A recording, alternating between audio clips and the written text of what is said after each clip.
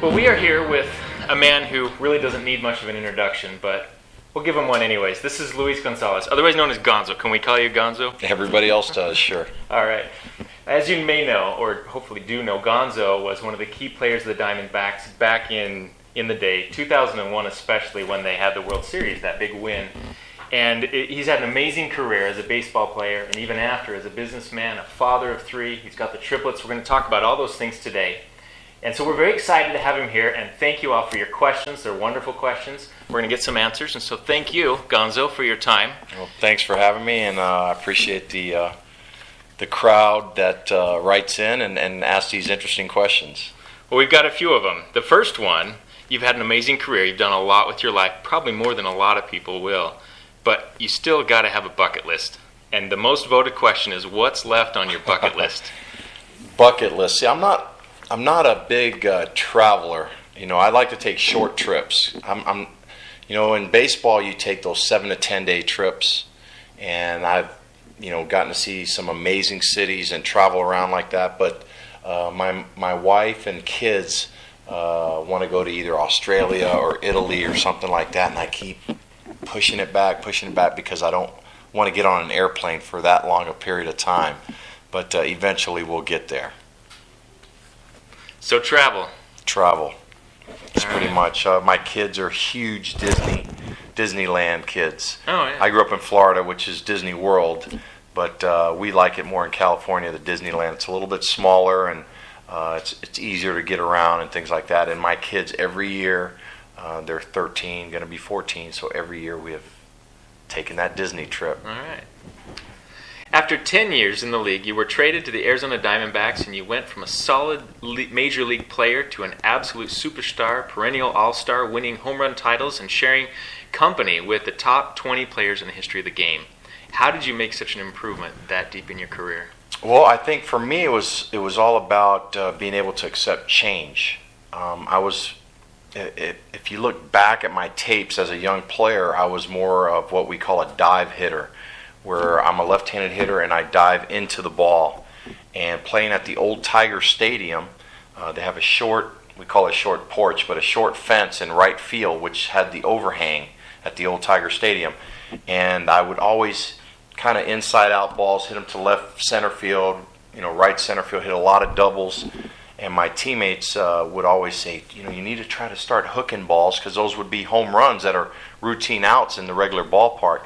So in batting practice, I started opening up my stance a little bit more and started hooking balls, and eventually started hitting more and more home runs. And that off season, I think I hit over 20 that year. And that off season, I got traded to Arizona. And I remember walking in my first day and telling Buck Showalter and Jim Presley, who was our hitting coach, I'm going to try this new stance that I worked on a little bit during last season. And man, my first couple games in spring training, every time up I was ground out to second base, and then all of a sudden when the season started, it clicked, and started hitting some home runs and driving the ball, and got off to a 30-game hitting streak, and really got the confidence going and never looked back. That's great.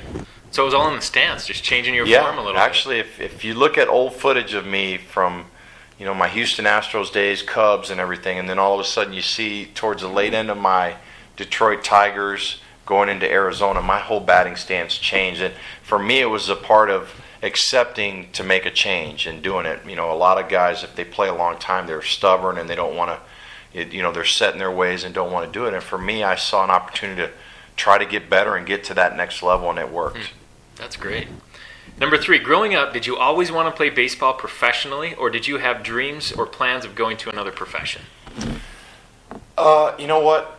I grew up in a Hispanic area. My family's Cuban, and a lot of Latin people in Tampa, Florida, where I grew up. It was called West Tampa.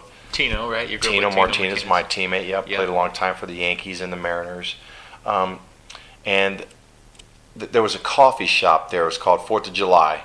And in Spanish we say Cuatro de Julio, which is the same thing. But all these little old men would sit around these tables and play dominoes and read the newspaper, and they would drink their Cuban coffee, which is cream and sugar in a coffee, or real strong café con leche is what I described earlier, which is cream and coffee. And the other one was just a strong Cuban blend of coffee that was really strong. Just then they take it in little shots, and these guys would sit around every day and read the box scores of all the local players that came from Tampa, which was Wade Boggs, your Dave Magadins, your Steve Garveys, your Lou Pinellas, Tony La Russas, guys like that, Al Lopez. And as a young kid, when you go there with your family, you would see these guys doing that. And for me, it was always a dream of mine to want to walk in one day and those guys talk about me as a young player.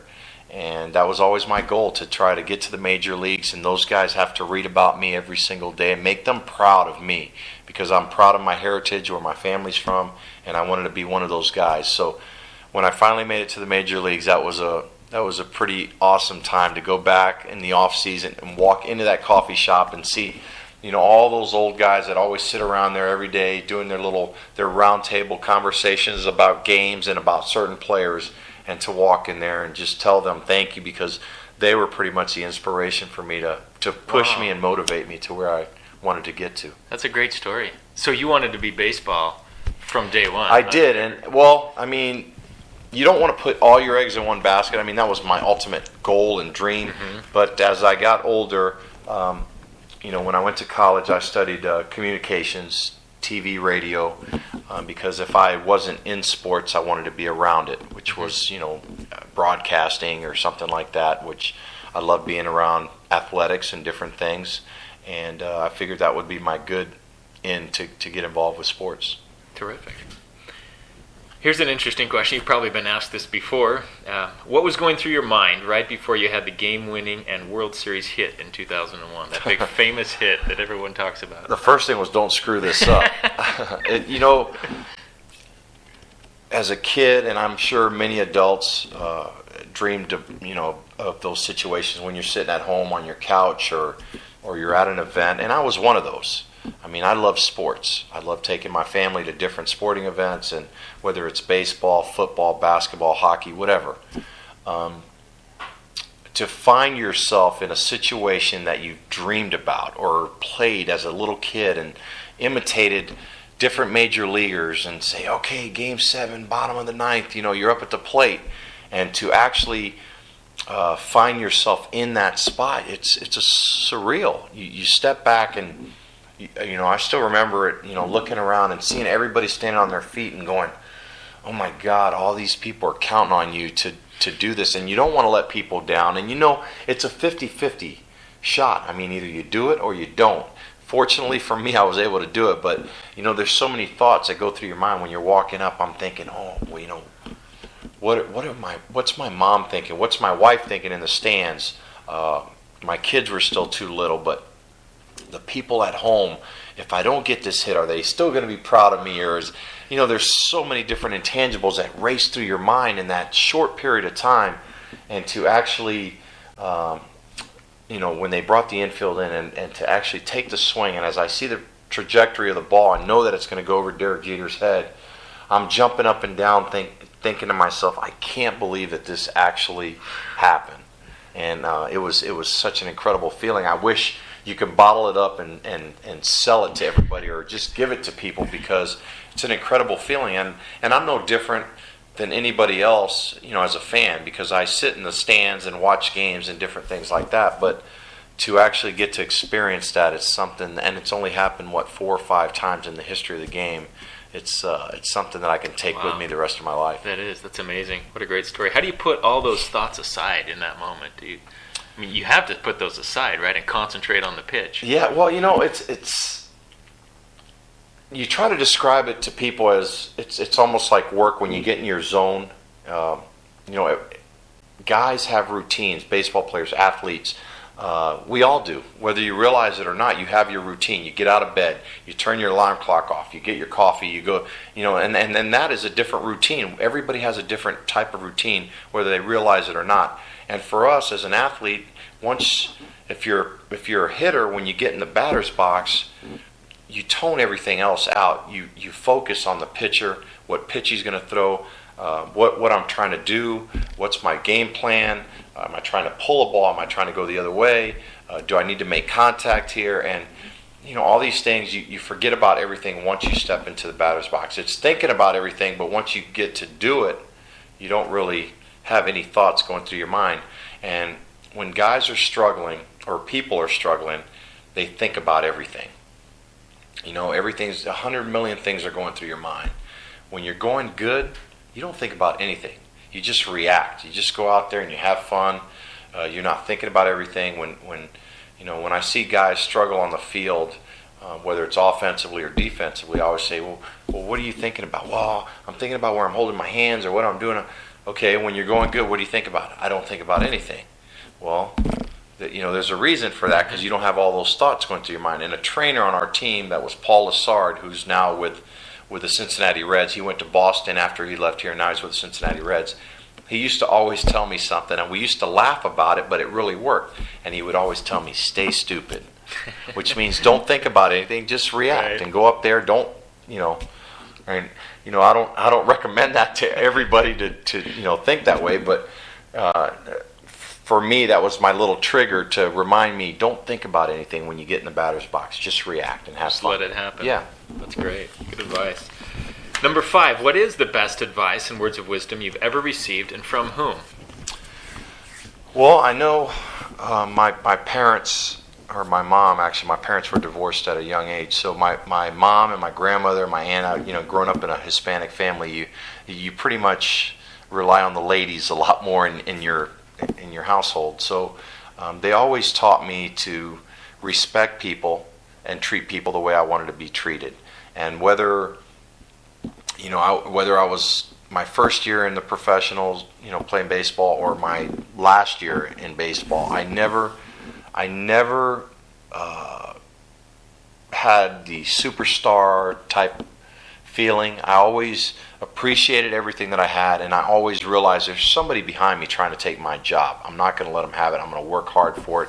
My parents worked hard to have everything that we had. We didn't have a lot of money growing up, and I was not going to let an opportunity slip away from me. So I think that gave me the drive and the inspiration to go out there. And I saw how hard my mom worked, a school teacher. My grandparents sacrificed a lot to take us to Little League practice, and they bought me the glove or the shoes or whatever, and they sacrificed stuff that they could have had for myself and my brother and sister that we can have to let us enjoy just recreational activities. So that made quite an impact in your life. Yeah, it really did, and it's helped me a lot even nowadays. I don't take things for granted, and that's why I continue to try to help people. Yeah. Number 6 asks about ability versus talent, or hard work. Would you attribute your success in baseball more to hard work or the innate ability? I say hard work, because when I was in high school, I wasn't the big superstar kid. I wasn't the star athlete on my team. I played with Tino Martinez, who was a first-round pick. I was actually the other guy, and it motivated me. And actually, it helped me make a decision later on in life when it was my senior year. Sports helped me, get a scholarship. I would have never been able to go to college if it wasn't for athletics. Like I said earlier, my family didn't have a lot of money. I wasn't going to be able to go out and get loans and things like that. There was no resources for me to do that. And baseball provided me an opportunity to go out and get an education, further my education. But one of the decisions that I had to make was, do I stay home and play baseball locally, where all the other guys were doing it, to the local colleges, University of South Florida, University of Tampa, or do I cut the ties and move on? And I decided to cut the ties and get out of the shadow of everybody else and decide to walk in my own shoes, be a man. And it was a tough decision for me, because at the time my mom and I had a younger brother and sister, and do I leave? Am I abandoning my mom and my brother and sister, or is it time for me to grow up and try to be a man and make something out of my life? And my mom really guided me in the right direction. She said, this decision isn't mine, it's yours. You have to make this decision on your own. And I decided to leave home, and probably the best decision of my life, because it helped me grow up a lot faster. And I used my college coach and my high school coaches. They were pretty much father figures to me. and they helped me out a lot. Well, not just playing on the field, but just lessons in life every day. Yeah. Sounds like a tough decision, but you made the right one. Yeah, I look back at it Good now, for and you. it was hard. It was hard leaving home because you feel like, you have all your friends, you have your house, your own bed. But, looking back at it, I wasn't a big kid. I was a small kid. I went to a college in Mobile, Alabama. You got a Spanish kid going over there. I still remember walking onto the campus, and people looked at me when I said my name, Luis Gonzalez. They thought I was going to be this dark-skinned guy, a stereotype, guy, Sure. Dominican or Puerto Rican or something, and didn't speak a lick of English. And here I come walking up, and they said, "You look like the rest of us here," So it was pretty cool. And the thing that really drew me to that college, which I visited Oklahoma, Georgia, Florida State. The thing that really drew me to that college, believe it or not, was the people. The fans in the stands. I was there on a recruit trip, and they were offering me to come eat at their house, and I'm thinking to myself, these people don't even know me, and they're offering me their home to come in, and we'd love to have you here. And I'm thinking they've never seen me play.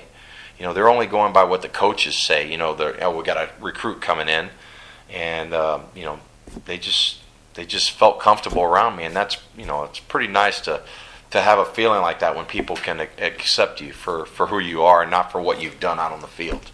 Help fill in the void that was created by leaving your family, huh? Yeah, it really did. It really did. It helped me out a lot. That's great. Question number 7. You've had an amazing career in baseball. What experience has been a major turning point in your life that did not happen on the field? I would say being the father of triplets. Oh, okay. Going from 0 kids to 3. Overnight. Overnight. Wow. Yeah, it was. I still remember once we finally got all 3 of them home, and I was still playing with the Tigers. They were born in Detroit, and my wife and I are laying in bed. We had a midnight nurse, obviously helping, but we had all 3 of them in our room, and we're laying in bed, and and then one of them starts crying, and then the other one, and I'm thinking, we never got an instruction manual for this. We went from 0 to 3. You only learn from your parents and seeing other people how they adapt to their kids and different lessons that you learn from other people. But when you actually have 3 in your house, you learn very fast how to be a parent. So I think my wife and I have done a good job of it, and our kids are, knock on wood, very respectable kids, and they're the yes ma'ams and no sirs, and we're pretty proud of that. That's great. That's fantastic. Number 8 is a growing problem today is that the notion that success comes easy, yet few people really understand what it takes. Can you please describe the training schedule you were on even long before you made it to the majors? The part that nobody gets to see or hear about. Well, I was one of those guys that what they call a ballpark rat. I was early to the park and late to leave. So and what made it nice was my wife understood the responsibilities that came with that. For me, you work, 6-7 months out of the year, and then you're able to spend that off season with your family. But now, as time went on, the off season was dedicated to working out and different things like that to stay strong the whole year. I would go early in the mornings. My workouts would be 6:30, 7 o'clock till about 10 or 11. Then I'd go eat with my, I had a workout buddy that I always worked out with, and I enjoyed that because that was my release, and then go home, take a nap or eat lunch, and then come to the ballpark. I would be at the park for a 7 o'clock game at 1 o'clock, and then not get home till I would sometimes see my kids, later on in my career, after the game. On the weekends it was a lot different, but during school time it was, you see them after the game, give them a kiss goodnight if they even came to the game sometimes, and then you see them in the morning. So it was, it's strenuous, but if you want to play for a long time, you have to put in some dedication to it also. Yeah, that's a lot of commitment. Thank you. Number 9, outside of baseball, what has been the highlight of your life thus far? I think the highlight of my life so far has been the fact that people remember you not for what you've done on the field sometimes, it's for what you've done off the field. And for me, I get a lot of satisfaction of people telling me, oh, everybody, of course, sometimes they'll come up to you and say, oh, I remember where I was, seventh game of the World Series or whatever. But when people say, oh, we saw you with your family at a restaurant or whatever, you were so great to us and your kids were awesome. And to me, that means a lot, because that's showing a different side of what media or people perceive you as. You can be known as a bad person on the field because the media perceives you that way, or you can do all the media interviews and not care about people. And I tried to do all of it. You were known for taking good care of your fans and being that. Well, that's the way I was brought up. I was brought up to respect people and not blow people off and say, hey, I don't have time for you right now. Well, in 10 years when you're not playing baseball anymore, I was preparing myself for when the game's over too. I realized I wasn't going to play baseball my whole life. I wish I could, but realistically, that doesn't happen. Sure. So when I walked away from the game, I wanted to have opportunities like I have now to work for the team and stay around doing something that I love to do, which is be a part of the Diamondbacks and be a part of baseball. Your restaurant in Gilbert was opened for a very short time. What caused it to fail, and what did you learn from that experience? I learned a lot, believe me. First of all, I learned I should have listened to my wife the first time when she said, you shouldn't do it until you retire. And secondly, I learned a valuable lesson. If you're not involved in it on a daily basis, it's probably not a good idea to do it. I was approached by a couple gentlemen to open a restaurant, and the way it was worked out was they were paying to use my name. And at the time I thought, oh man, this is going to be pretty cool. I could go over there, but it made it difficult. It made it real strenuous on myself, on my family. Just not commitment wise, but just the fact that your name was on something that wasn't doing well. And for me, I was more hurt by that, and it's hard not to be able to tell people that's not my restaurant. They're just using my name, or they're buying my name to use it. But but your name's on it. So for me, it was a lesson in life, and I learned it the hard way. But even now, I get people who go, oh yeah, we either we loved your restaurant or we didn't, and I keep going. It wasn't my restaurant, but it made it hard. And sometimes I would run out on the field and. I would get people yelling at me about the restaurant. Oh, wow, really? Oh, yeah. I didn't turn around to acknowledge, but I could hear everything out there. Yeah, it made it tough. It made it tough at times. But I learned. Wow. That's great. You got to have those experiences, but the key is to learn from them, I guess, right? Number 11 is, what inspired you to start the Going Gonzo for Kids? Just the fact my mom was a school teacher. Okay. And I learned from her. She taught kindergarten at an early age, and when I was a little bit older, I would go back, and they always had the letter people and reading books and things like that. So that was kind of the way I was brought up. And then as time went on, you have kids of your own, and you start dedicating a little bit more time to their school and doing different things. And I was like, if there's a way I can use what I've done in baseball and as a platform to help other people. And for me, Going Gonzo for Kids is unique because it gives me an opportunity to, there's a lot of great charities out there, major charities, and all the big ones everybody knows about. But for me, it was an opportunity to help a lot of the smaller charities here in Arizona. Okay. And that's what I try to do. I try to hit. Obviously I still, I do, we, because there's a group of people. I don't want to take full credit for everything, because there's a good team that, behind every good leader, there's a good team. And I think we have a good team here. And we try to find those smaller groups. And whether it's not always the $100,000 donation, but sometimes it's the $5,000 or the $10,000. That goes a long way with some of these small organizations, and it makes a huge impact, a huge difference on some of these kids. And for me, it's just, like I said earlier, it's a platform to go out there and see some of these kids in some of these inner city or poverty-stricken areas and say, hey, my life wasn't that much different than yours. I mean, you don't get things handed to you. You got to go out and work for them. And, my kids could live a great life if I wanted them to and if my wife wanted them to. But we make them work sometimes, too. We have them, they go with us to charity events. And we have them going out there to serve in the community and to do different things because we want them to learn valuable lessons, too. I don't want people to go, oh, yeah, that's the Gonzalez kids. They're spoiled kids. Well, yeah, we give them nice things, but at the same time, we make them work for things, too. So it's not always hand me out to those to our kids. We want them to appreciate everything they have, and they're learning the valuable lesson, too, of giving back. That's great. That's wonderful. Number 12, what advice would you give an athlete or any professional who feels they may be nearing the end of their playing career? I would say don't leave any stones unturned. Do what you think is the right thing to do out there and have fun. If you have an opportunity to do something, don't say, no, I don't want to do it, and then regret later on in time by saying, God, I wish I would have done that interview or taken that trip somewhere to a unique place. As a professional athlete, there's a lot of perks to it. You get to go to a lot of pretty cool places and meet a lot of special people.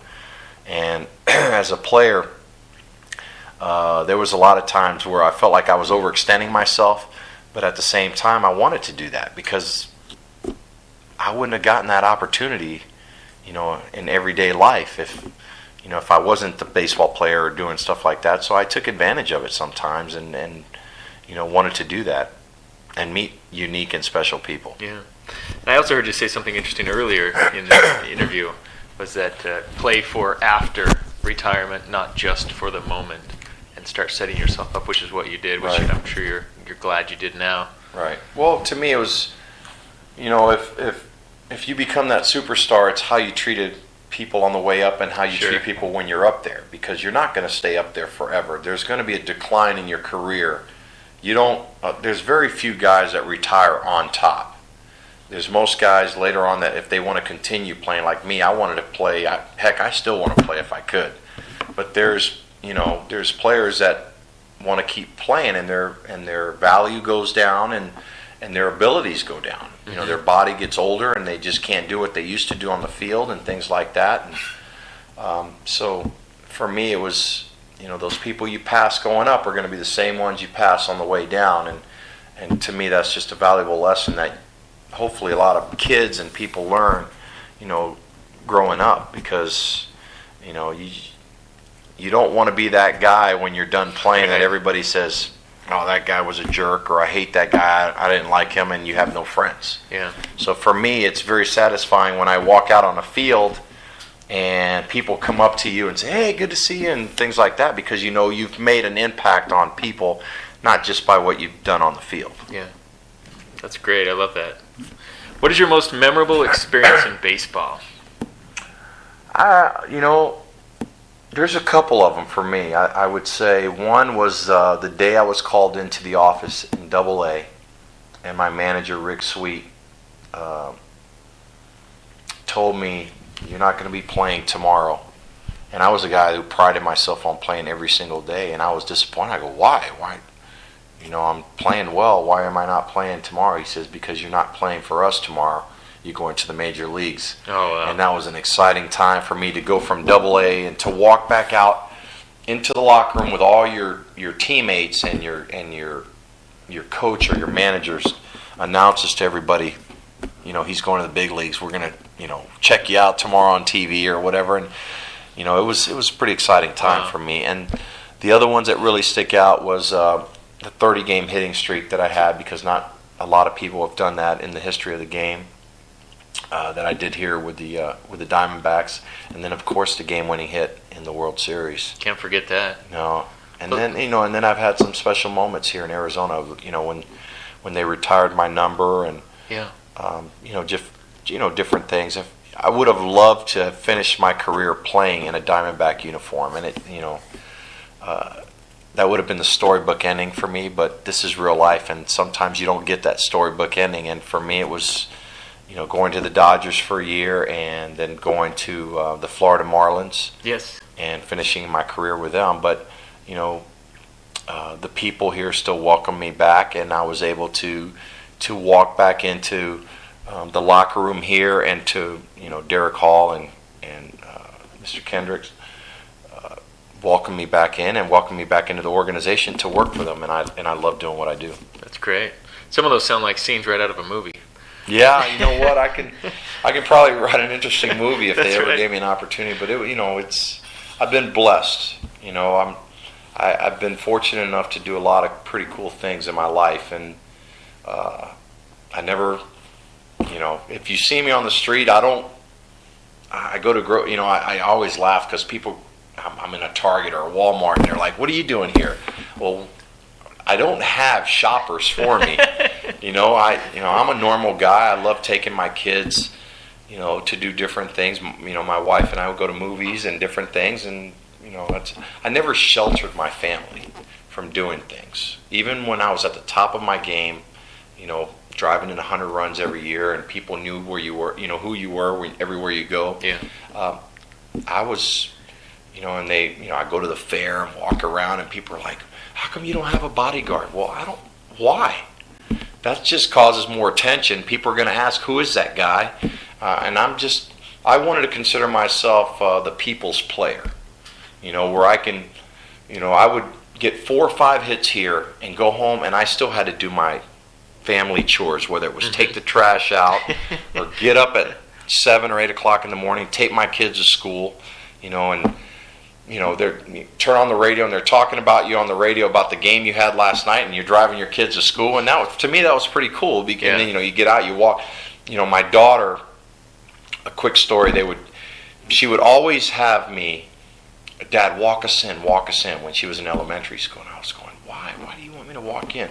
Well, I would walk in. Well, all the boys knew, that I was still, I was playing for the Diamondbacks at the time. Well, that was pretty cool. If you have kids and you walk in, your dad's Luis Gonzalez. But my kids would walk me in, my daughters, my son could care less. They would walk me in, and then all the boys would see, my daughters, "Oh my gosh," and they'd come run on, and then they'd leave me. So here I am stuck in the schoolyard for 30, 40 minutes before, signing notebooks and all this stuff, and then I'm looking for my kids, and they're gone. So to me, that's pretty good, pretty cool father things for me to be able to say and do with my kids. Yeah, those are some fun experiences. Number 14 is, with the wealth you've acquired through baseball, what are some of the areas or industries in which you hope to invest? I've made some pretty bad investments, and I've invested pretty good. My wife and I and our kids, we have huge property in Texas. That's where my wife's from. And we have about 270 acres out there. We love it. They love going out there. I'm a city boy. But to go out on a farmland and see my kids have fun running around out there, whether it's riding golf carts or four-wheelers or whatever, and to be out there with cattle, I'm learning the hard way, how to do all that stuff. But it's pretty interesting and unique. It's when I told people, "Hey, I got a farm or some land out there," they're like, they would have never thought, because I grew up in a city, and I still consider myself a city boy. But when I go out there, it's kind of cool to go out there for a couple of days and do that. And other investments, we just kind of sit back and wait now, and really our investment is our kids, to make sure we provide the right education for them, and channel everything to make sure that they have what they need to help them, guide them in the right direction. Well, I appreciate your perspective on that. I don't know, there's a lot of people that would consider their kids as a great investment when talking about those. So that's a neat perspective. 15, you've talked a little bit about this, but if there's any other thoughts on what was life like growing up? For me, it was unique. It was very different. I grew up in a small home. I had a brother and sister myself. I was the oldest of 3. My mom and dad, my grandmother, my grandfather, my aunt lived there. So that's 5, 6, 7, 8 people living in a small home, 2 bathrooms, 2.5 bedrooms. I say 2.5 because my brother and I had these bunk beds in a little side room. It was it was very unique. We still have that house, and I think it's sitting like this sideways. My grandmother was actually living in it till my wife and I basically talked her to move out of the house because with Hispanic families, and you grow up in an area that you're very comfortable with, they're not very acceptable with change. And for me, I saw it more as a safety hazard to get her out of that house. When you can get a quarter and actually roll it across the room and it'll go down to the bottom, you know that it's time for change. Because these houses over there, they sit off the ground, they sit up. And for me, it was very satisfying to be able to buy a small home for my grandmother, and for her and my aunt and my mom to go out and find something and then call me and say, okay, I think we found the right house, and to be able to give something back to them, just kind of thanking them for what they've done for me, helping me grow up and to become the man that I am and the person that I am. So it's pretty unique. Well, yours is an amazing story because you come from humble beginnings, and then through hard work, free enterprise, you've been able to, achieve some great things in your life. So I think it gives the rest of us a lot of hope, especially those of us who may be going through challenges. Yeah, and and for me, it's not all about always receiving. It's about giving. Sometimes you get a bigger satisfaction out of helping somebody, and it doesn't cost money. I mean, it's walk into a shelter and say, hey, I want to volunteer, I want to help, either whether it's a weekend or walk in. To me, as a player, I learned a lot of valuable lessons from either other players or people. But when you think, for me, if I was in an 0 for 15 or 0 for 20 slump, and you're really down in the dumps and you think your life is going bad, walk into one of those children's hospitals and then see those kids, with tubes sticking out of them, and their parents are there. They don't have accessibility to just walk out and go see a game, or to have their kids running around and stuff. It puts a lot of things in perspective, and to me, those are life-changing experiences that I went through as a player when I saw stuff like that, and it helped me out not only as a player but as a person. Yeah. Injuries can end any athletic career. While you were in the majors, or even on your way there, what did you consider your backup plan in case of an injury? Well, for me, I made this promise to my mom, and I still haven't fulfilled it. And things change in your life, but I always told my mom I was going to finish school. But as my career went on, after my first year in the minor leagues, I went back to my college to continue my education. I signed as a junior out of school, and I was working out with a team, and I ended up blowing my shoulder out, working out with a team. So I had to have, at the time I was with the Houston Astros, and I told the trainer on the college team, hey, I think I did something to my shoulder. So he said, well, we'll check it out. They checked it out, and then I said, no, something's not right. So I called the Houston Astros, and they flew me back to Houston right away. And within me landing in 24 hours, I thought my career was over. I was having surgery. Wow. I had a labrum tear, 2 minor tears in my rotator cuff, and I went from being a drafted player in '88 to having surgery in '89. And here I am. All my dreams, I think, of getting to the major leagues are now hindering on, am I going to be able to even throw a ball after this? So it put a lot of things in perspective, and I rehabbed, and then gradually, I didn't go back to school because I was doing rehab and started moving up the ranks very quickly. I started hitting, and I went from A ball to Double A. Within 2 years, I was in the major leagues. So for me, wow. Fortunately, my journey, not like guys that spend 10, 15 years in the minor leagues. I signed in '88, and in September of 1990, I found myself playing with guys that I was watching on TV. Wow. a year or two before in my college dorm room.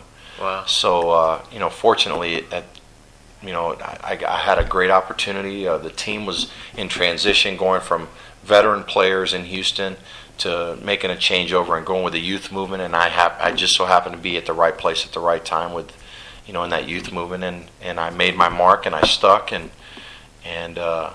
continued to play baseball for 18 years after that.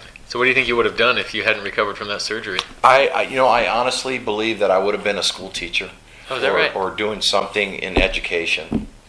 And I went to school to do TV radio, and I still was hoping that I could have done something like that. Maybe I would have been working for the college and doing games or something like that. But I honestly believe that I would have been doing something in the education field, helping kids, because that was my passion. It was always being around kids. Yeah, that's great. Thank you. Is there a book that has had a great impact in your life? Not really. I'm not a big book reader. No? I'm not. I always, you say impact in my life. I always feel like, the lessons that you learn in life are the impacts, I mean, you learn a lot of valuable things in everyday life. You learn by your mistakes, and hopefully you teach your kids that, from the mistakes that you've had, for them hopefully not to ever do them, and you learn to strive forward and not look back. Keep going. You're going to get knocked down a bazillion times in your life, and nobody's going to feel sorry for you. You have to continue to fight and go out there and keep doing what you do. And that's the big thing that when I go talk to kids, it's, oh, poor me, or you can feel sorry for yourself, but if you don't have the drive and desire inside of you, somebody's not going to keep pushing you. They can push you all you want, but if you don't want to do it, it's not going to happen. So you got to have that inner drive and motivation to go out there and be successful. And they're going to tell you. I was not a big kid, and I was always the other guy. To me, Tino Martinez, my best friend, good friend in school. He was supposed to be the guy to, he was first round pick. Yeah. He was, heck, I made it to the big leagues before him. He was right after me. Fortunately, he got traded from Seattle and went to New York and won 4 World Series rings and had a great career there. But, and then when his career was over, I was still playing. So, people at home I was a good example for them, because they were like, here's a kid that wasn't the biggest kid, wasn't the best kid out there, but his durability lasted a lot longer than what we all thought, what everybody ever thought. I didn't. When I got to the major leagues, at first I was excited, and I said, oh man, I'm in the major leagues. I was enjoying every day because I didn't know how long it was going to last. Next thing you know, you're here 3 years, 5 years, 10 years, and I'm looking back going, oh my God, I was only hoping to get to the major leagues and play for a year and see what happens. Next thing you know, you're an established major league player. You're a veteran guy on a team. You're looked upon by your community, by your teammates, by people are counting on you, and Wow. it goes fast, and you take baby steps, and then all of a sudden you're not taking those baby steps anymore. You're taking huge leaps and bounds to get to where you want to be, and then you start accepting more responsibility for being who you are and what what you're doing. You're representing your city, you're representing your team, you're representing your community, and going out there, and I took a lot of pride in that. That's great. Did any of the triplets get the baseball gene? Well, we have 2 girls and a boy, and Jacob, my son, he's a full-time baseball guy. Oh, is that right? He loves it. Good. And my daughters, they tried softball for a while, and sadly enough to say, they retired shortly after. And I would go out to see their games, and I think they were more concerned about their cheers than they were playing. And one of my daughters used to catch, and the umpire would come over, hey, good to see you, and recognize me as a ball player, and I would apologize to him. And I'd say, I just want to apologize because my daughter's the catcher. Oh, no big deal. Why are you apologizing? I said, you'll know soon enough. And my daughter would sit there, and she wouldn't even move. The ball would come. It would go over her shoulder, hit the umpire. She'd get up, pick it up, and throw it right back. So I don't think she learned the skills of how to move the glove and catch. But, we had a lot of fun with it. And, now my girls have gone on to do other things. And, it's fun. To know that you have 3 kids and all 3 of them have their own identity. My wife and I, when we had triplets, we set them apart. We didn't want them to be in the same class. We didn't dress them the same.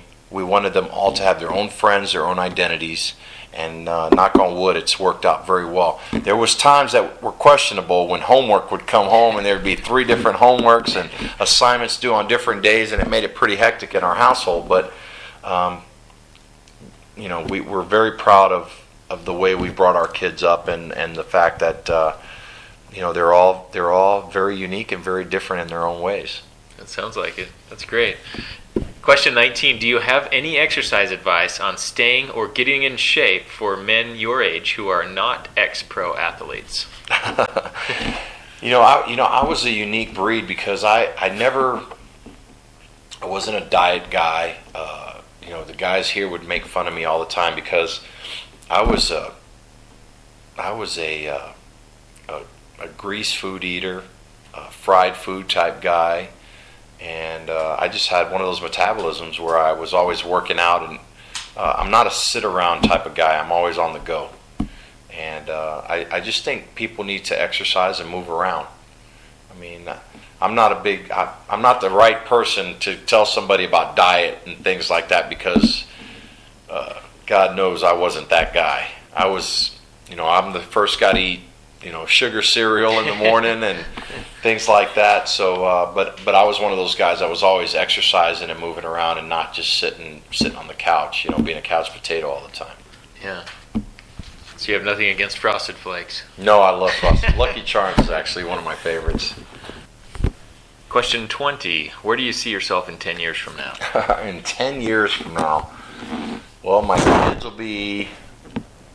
They'll be 24, so gosh, I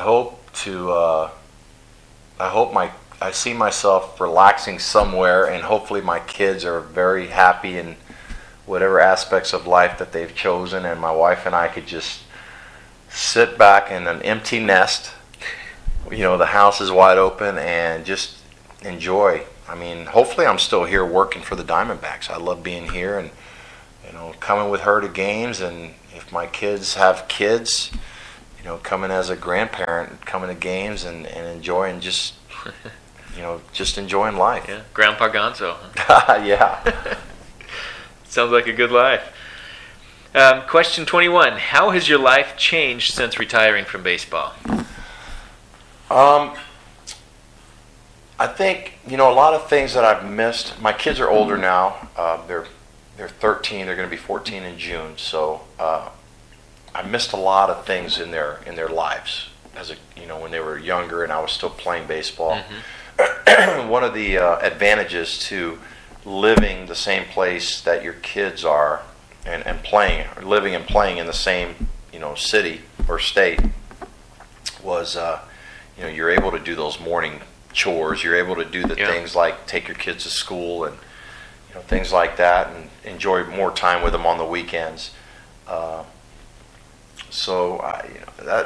was one of the unique things for me. But the traveling aspect and things like that was I missed a lot of firsts. So now I'm catching up. I'm catching up to all of their activities and different things like that, and I scratch my head too to figure out how the heck my wife did it for so many years, because I feel like a cab driver at times, going to all these events and things like that. So I have a new fondness for those moms at home that are taking their kids everywhere.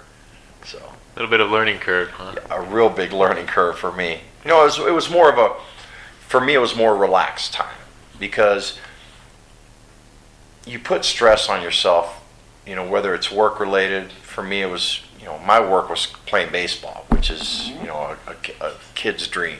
I'm doing something millions of people wanted to do, put on a big league uniform, go out there, get acknowledged by people, whether you're getting booed or cheered, they know who you are. Mm-hmm. And to me, that was a huge,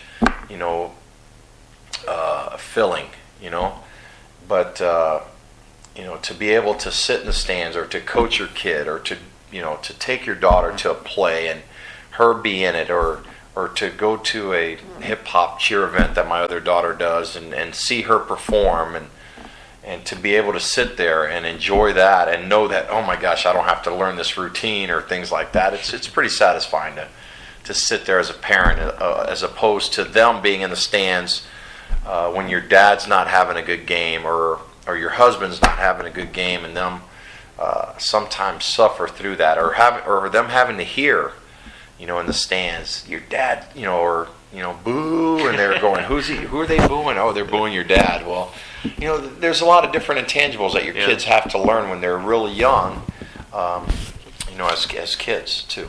Sure. That's interesting. It sounds like life's changed quite a bit. Yeah.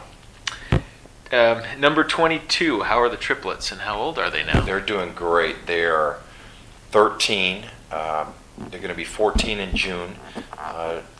Jacob, which is our only boy, he is involved with baseball. He plays, my brother and I have 5 youth teams, so we travel around a little bit. Oh, wow. Playing travel baseball. One of my daughters, Alyssa, she's into acting and singing. So she's been in a couple plays, and she sings. And then Megan, our other daughter, is involved with cheerleading, not cheerleading, but dance. Okay. So they do their competitions. Alyssa does her plays, and Jacob does tournaments and things like that. So it's a very competitive household, but we wouldn't have it any other way. Well, a natural lead into the next question: how do you balance all the travel with your family life? Well, it's interesting because now, I have a lot more free time to do different things, and I try to balance, my work here, doing some TV games, traveling a little bit, going to the minor leagues and following some of the younger players, spring training, and then I look at my schedule to figure out, what's a good time for my kids when we could spend, good quality time together. And like my son's playing in a couple tournaments coming up to Myrtle Beach, South Carolina, East Cobb, Georgia, and we're going to Disney in Florida. So those will be family vacations. Unfortunately, they'll be at ballparks most of the time, but when the game's over, we go out, and that's pretty much the way our lifestyle's been, our household, and our kids. I don't think our kids know it any different. Now they know that they have dad home full time, but at the same time they know that this is my passion, baseball, and it's been my life, and it will forever be part of my life. And they understand that a lot of the things that we have and the people that know me is because of me being the professional athlete that I was. I still remember my kids when they were real little. One of my daughters, people were coming up to us all the time, and either whether it would be dinner or out in the street somewhere or doing something. My daughter one time asked me, "Dad, why do all these people know you, or how do they know you?" And my wife and I just chuckled and said, "You'll figure it out one day when you get older. It's playing baseball and just doing different things." Yeah. Wow. Here's the last question. Some female associates in the office are asking, would you consider bringing back the goatee?